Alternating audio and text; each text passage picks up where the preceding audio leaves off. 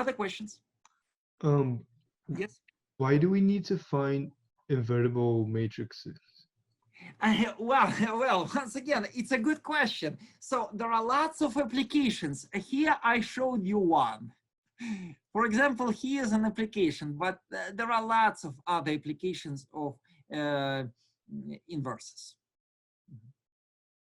So it's mostly for computational uses?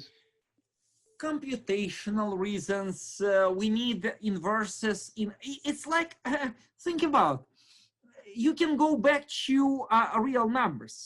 Why care about 2 to negative first power? Imagine that you are fifth grader. You know what is 5 square, and all of a sudden 5 to negative second power.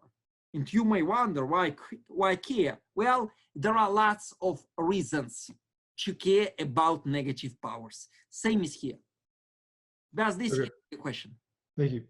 Mm-hmm.